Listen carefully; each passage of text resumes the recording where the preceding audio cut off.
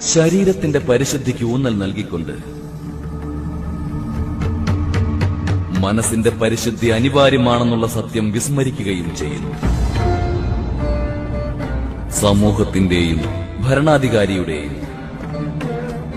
ധർമ്മത്തിന്റെയും കാഴ്ചപ്പാടിൽ ഉച്ചവർഗമായി കരുതുന്ന വ്യക്തികളെല്ലാം തന്നെ സാധാരണ ജനങ്ങളുടെ അജ്ഞാനത്തെ പ്രയോജനപ്പെടുത്തിക്കൊണ്ടിരിക്കുന്നതാണ് കാരണം. എങ്കിൽ മാത്രമേ അവരിൽ ശാസ്ത്രങ്ങളുടെയും വേദങ്ങളുടെയും ജ്ഞാനത്തിന്റെ മറ്റ് സ്രോതസ്സുകളുടെയും അനുചിതവും തെറ്റായ വ്യാഖ്യാനവും നൽകിക്കൊണ്ട് നിയന്ത്രണം ഏർപ്പെടുത്തുവാൻ സാധിക്കുകയുള്ളൂ. അവരുടെ പ്രതാപം സ്ഥാപിച്ചെടുക്കുവാൻ സാധിക്കുകയുള്ളൂ. ഈ പ്രപഞ്ചത്തിൽ സമസ്തരും ജ്ഞാനികളും വേദപണ്ഡിതരുമായി മാറുകയാണെങ്കിൽ പിന്നീട് അവർക്ക് അജ്ഞാനത്തെക്കുറിച്ചുള്ള ഭയമുണ്ടാവുകയില്ല. അവരെ അസത്യത്തിലൂടെ നിയന്ത്രിക്കുവാനും സാധിക്കുകയില്ല.